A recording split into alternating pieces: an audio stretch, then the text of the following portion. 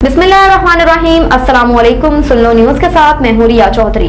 Bulletin में शामिल करते हैं आज की अहम खबरें। वज़ीर खजाना कहते हैं मुआशी मामलात मुश्किल लेकिन कंट्रोल में हैं, मुल्क डिफॉल्ट नहीं करेगा। पाकिस्तान स्टॉक एक्सचेंज की तकरीब से खिताब करते हुए इसहाक डार का कहना था पीटीआई हुकूमत ने SEC पर तवज्जो नहीं दी। सस्ती सियासत के लिए पाकिस्तान को नुकसान पहुंचाया जा रहा है और मुल्क के डिफॉल्ट की बातें की जा रही हैं। लोगों को खौफ में मुब्तला कर दिया, कोई डॉलर तो कोई सोना खरीद रहा है। सियासी मकासद के लिए ऐसी बातें करना दुरुस्त नहीं। उन्होंने मजीद कहा कि संगीन मसाइल हैं लेकिन हमें उसका हल निकालना है। हमें किसी को इंतकाम का निशाना नहीं बनाना, मुल्क की मौशत को ठीक करना है। साबित कर सकता हूँ कि पाकिस्तान डिफॉल्ट नहीं करेगा और हम मदद के लिए पेरिस क्लब नहीं जाएंगे। आने वाले चंद माह में पाकिस्तान की पोजीशन वाज़िया हो जाएगी। मैं पाकिस्तान के इश्यूज को हल कर रहा हूँ, ये माजी का पाकिस्तान नहीं। मुल्क क्यों डिफॉल्ट करेगा? उनका कहना था कि 2013 में भी कहा जा रहा था कि पाकिस्तान 6 माह में डिफॉल्ट कर जाएगा। डिक्टेटर IMF का प्रोग्राम पूरा नहीं कर सके, नून लीग ने IMF का प्रोग्राम पूरा किया था। इसहाक डार का कहना था कि मौशत पर तजर्बे हुए उसका जवाबदा मैं नहीं हूँ।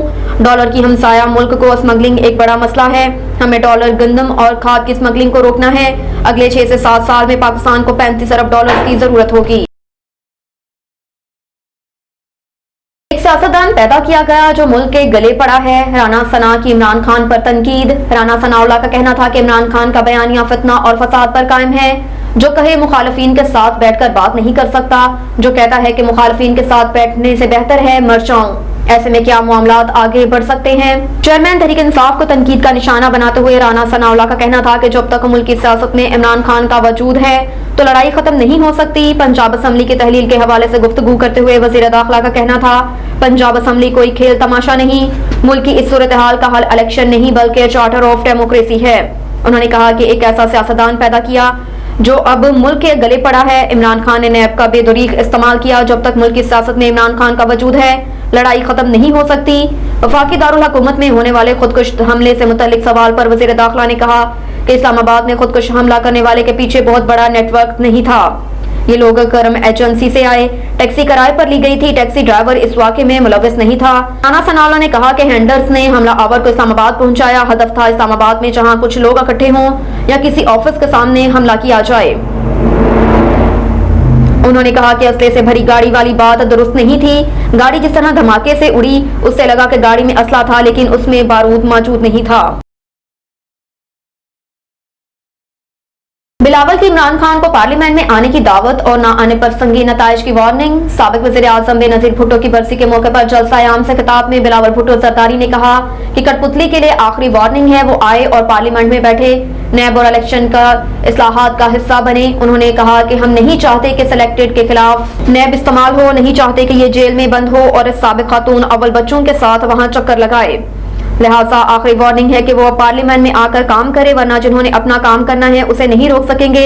बिलावल का मजीद कहना था कि सिलेक्टेड को व्हाइट हाउस नहीं बिलावल हाउस की साजिश ने निकाला।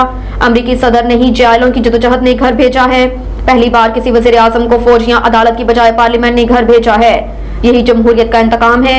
मजीद उनका कहना था कि आसिफ जरदारी ने दानिशमंदी से जैसे परवेज मुशर्रफ को दूध से मक्खी की तरह निकाला वैसे ही सिलेक्टेड और उसकी सहूलतकार को निकाला।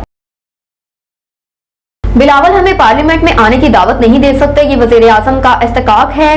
पाकिस्तान तहरीक इंसाफ के रहनुमा शाह महमूद कुरैशी ने कहा कि हम पार्लियामेंट में अपना किरदार अदा करने के लिए तैयार हैं लेकिन हुकूमत संजीदा नहीं है और इंतखाबात की तारीख नहीं दे रही। अपने एक बयान में उन्होंने कहा कि एस्टैब्लिशमेंट गैर सियासी है, हम कैसे उनसे रब्ता कर सकते हैं। खिताब पर रद्द-ए-अमल देते हुए शाह महमूद कुरैशी का कहना था कि बिलावल हमें पार्लियामेंट में आने की दावत नहीं दे सकते, ये वजीर आजम का इस्तेकाक है। ख्याल रहे कि वजीर खारजा बिलावल भुट्टो जरदारी ने इमरान खान को तनकीद का निशाना बनाते हुए कहा था कि कठपुतली को आखिरी वार्निंग है, वो पार्लियामेंट में आकर बैठे, नैब और इलेक्शन इस्लाहात का हिस्सा बने। एस्टैब्लिशमेंट की कठपुतलियों ने बीबी के बरसी पर तमाशा लगाया। पाकिस्तान तहरीक इंसाफ PTI के रहनुमा फवाद चौधरी ने कहा कि एस्टैब्लिशमेंट की कठपुतलियों ने बीबी की बरसी पर तमाशा लगाया। उन्होंने कहा कि इक़्तिदार के हसूल के लिए जरदारी और उनके फर्जंद दस्तूर और जमहूरियत पर शर्मनाक हमले के सहूलतकार बने जिसके बाद दहशतगर्दी फिर से सर उठा रही है। उन्होंने मजीद कहा कि जरदारी और उनके फर्जंद की सहूलतकारी से सूबों को उनके वसाइल से महरूम किया जा रहा है। इजहार राय की आजादियां मसलूब की जा रही हैं। उनका मजीद कहना था कि सिंध के अवाम सैलाब के शिकार थे। जरदारी के हवारी सिंध का पैसा जमीरों की मंडियों में झोंकते रहे।